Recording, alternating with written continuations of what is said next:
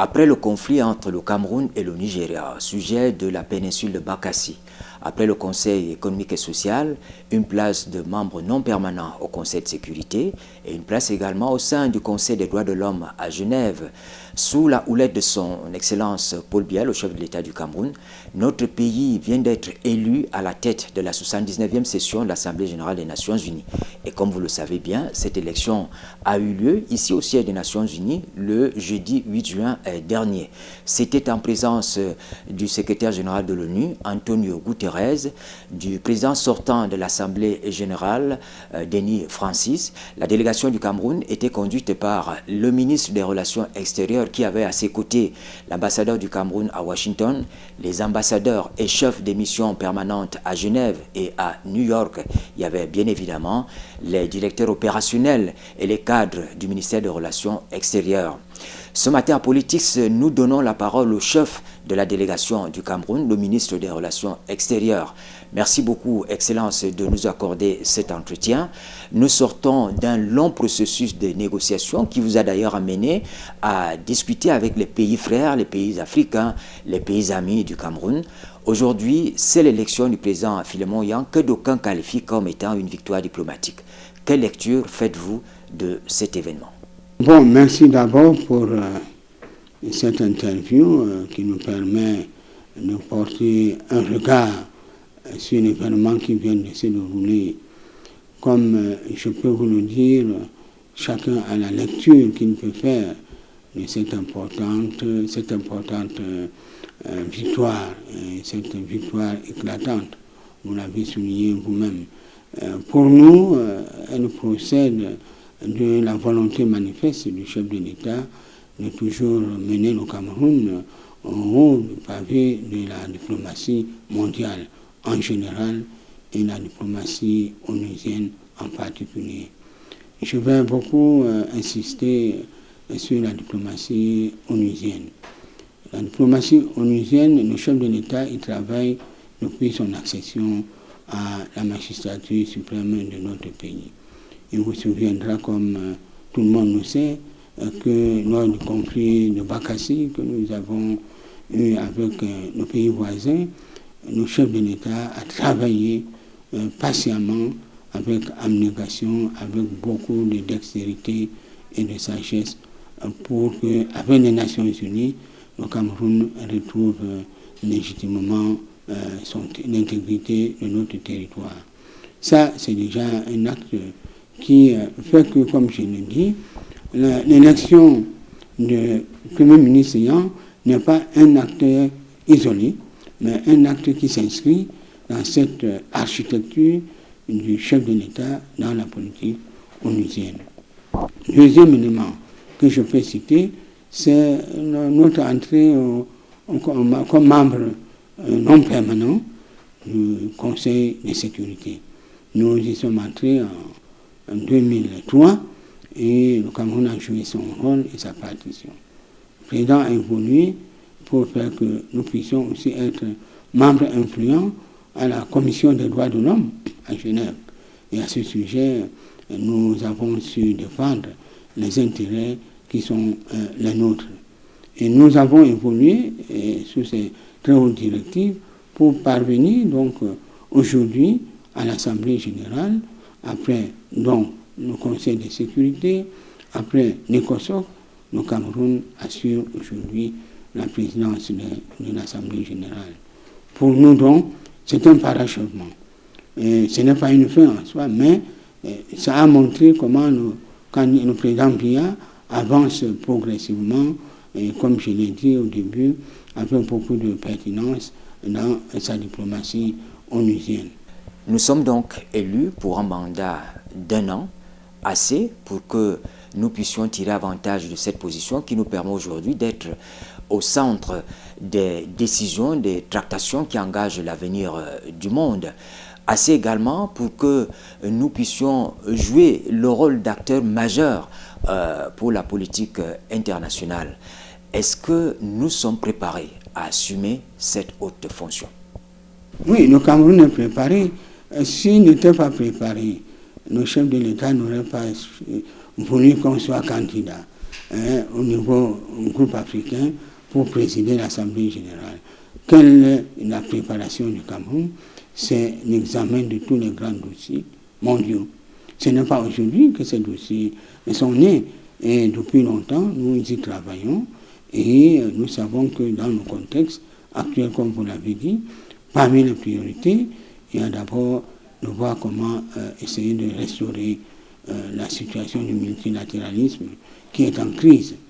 Il y a des problèmes de conflit pour la paix et la sécurité internationale qui sont ébranlés à cause de ces conflits en Europe, en Asie, en Afrique et dans d'autres contrées du monde. Donc là aussi, nous savons que nous avons toujours été un pays engagé pour la recherche de la paix. Le chef de l'État lui-même, à la tribune des Nations Unies, avait déclaré qu'il est un mendiant et apôtre de la paix. Donc le Premier ministre qui arrive va travailler dans ce sens-là avec les Nations Unies, avec le secrétaire général et toute la machine onusienne pour faire progresser la paix et faire que cette paix puisse favoriser les relations pacifiques, les relations de développement entre les États. Je voudrais, si vous le permettez, souligner aussi que pour le Cameroun, l'enjeu majeur est aussi de travailler pour la réussite de grands dossiers qui sont sur la table des Nations Unies à l'heure actuelle pour les États. Parmi ces problèmes, entre autres, il y a le sommet de l'avenir. C'est sous le magistère du Cameroun que cela va se préparer. Il y a la question de la transition numérique. C'est avec le Cameroun que ça va se préparer. Et il y a ce sommet, peut-être pas le sommet, mais cette grande concertation sur la question de la jeunesse dans le monde. Donc, c'est des sujets que nous connaissons, c'est des sujets qui ont appelé la sagacité des experts pour pouvoir permettre que le Premier ministre soit mieux outillé, mieux armé. Mais au-delà des dossiers, il y a la personnalité même de ces candidats. Vous connaissez tout son parcours politique, national et international. Nous n'avons pas de doute qu'il puisse être le candidat qui est à la place où il doit être. D'ailleurs, beaucoup d'États l'ont souligné lors de son passage oral, comme on dit, le grand oral qu'il a fait le mois dernier, et même hier encore, certains membres des groupes régionaux ont également souligné la qualité et la valeur de ce candidat du Cameroun.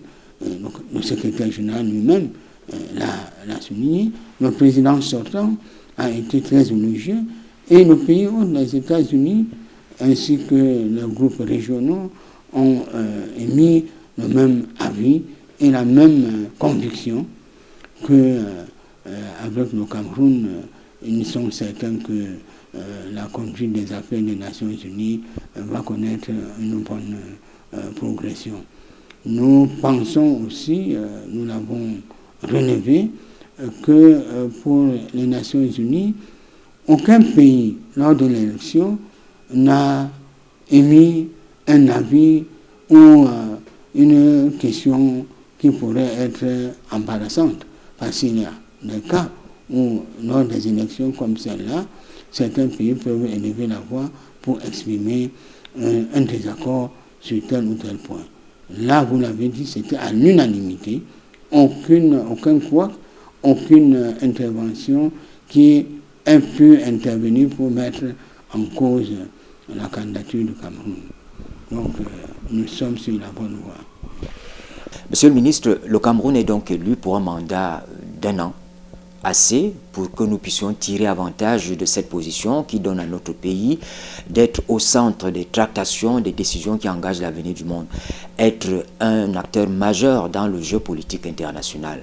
Donnez-vous raison à ceux qui pensent que l'élection du président Philémon Yan, c'est un grand geste d'unité et de solidarité africaine. Oui, ça aussi vous avez raison. Au début, c'est en 2020 que le chef de l'État a donné les très hautes directives au ministère des Relations extérieures pour présenter cette candidature. Les choses n'ont pas été faciles au début parce que généralement beaucoup d'autres pays avaient cette même ambition. Mais pour vous qui connaissez la scène politique internationale, ces élections sont tournantes par région. C'était la région Afrique. Et c'était autour de l'Afrique centrale. Mais on a eu des candidats qui ont voulu essayer de vraiment nous amener dans des discussions qui pouvaient crisper l'élection d'un candidat africain unique à ce poste-là. Donc les pays africains ont travaillé au sein de l'Union pour pouvoir permettre qu'on arrive à un candidat consensuel. On a évité l'élection, parce que quand c'est l'élection, il y a le camp des pour et il y a le camp des opposants, ou ceux qui sont opposés. Mais on a fini par avoir un consensus pour un candidat, celui du Cameroun. Ce qui a prévalu aussi, c'est le leadership du président Biya. Puis c'est lui-même, il était à la manœuvre dans cette opération. Ce qui a prévalu également, c'est la qualité de notre candidature qui réunissait vraiment le maximum d'éléments dans son CV et tous ont été unanimes pour reconnaître que ce candidat, vraiment, c'est, comme on dit en anglais, the right man at the right place. Donc, nous avons à remercier nos frères africains pour leur soutien.